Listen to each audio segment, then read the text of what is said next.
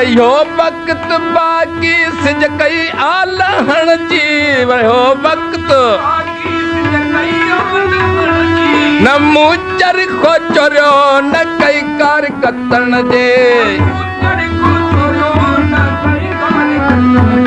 न कई कार कतण जी न कई कार कतण जी न कई कार कतण जी न मूचर खोचरियो न कई कार कतण जे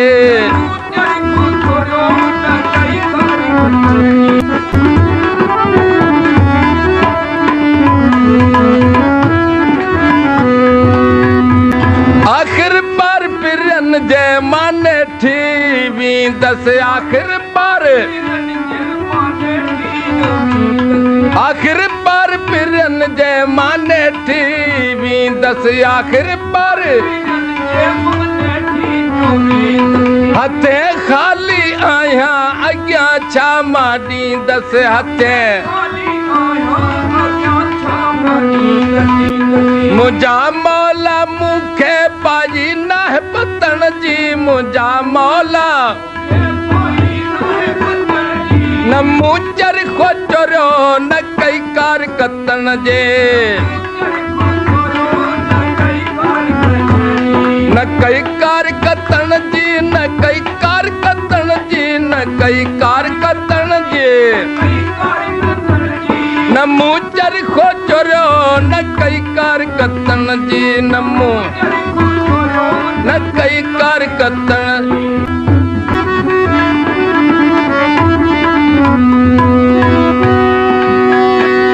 जिते मन था मोटन उते तुरंदो तोलो जिते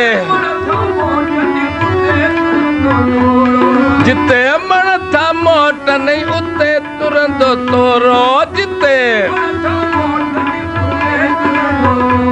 पवंदी बाज शराफन फोरींदा न पोरो पवंदी खणन छलन हथ में ताराजी तोरण जी खणन छलन न मूचर खोचरियो न कई कार कतण जे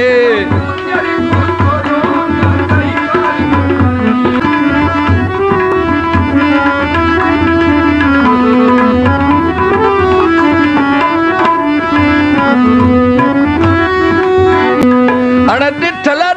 मेला चले को नचारो अणडिठल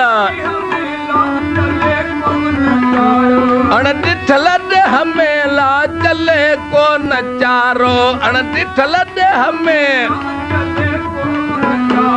हाणे वक्त भलायो पर दे तू ही वारो हाणे भाग भला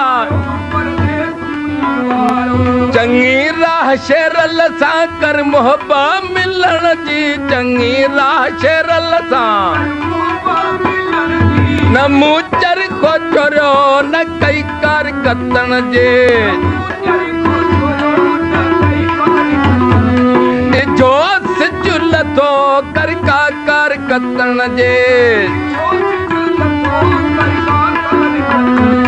कर का कार कतण जी कर का कार कतण जी कर का कार कतण जो सिजुल थो कर का कार कतण जे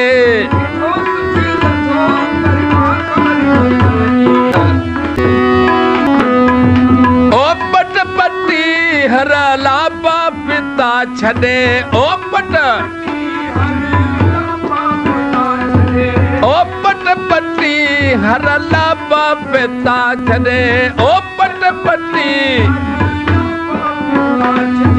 ओ कफन डी दई खतो इजो सिजुल थो कर का कार कतण जे ओ कफन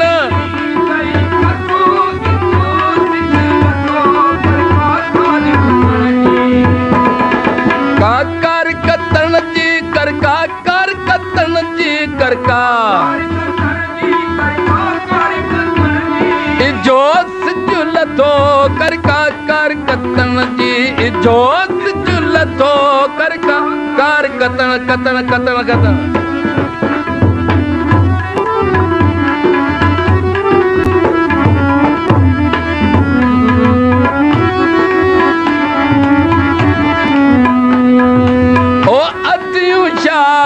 मौला लतीफ चए अला ओ बरजल घोट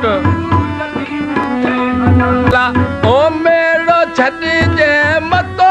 इजो सिज लथो कर का कर कतण जे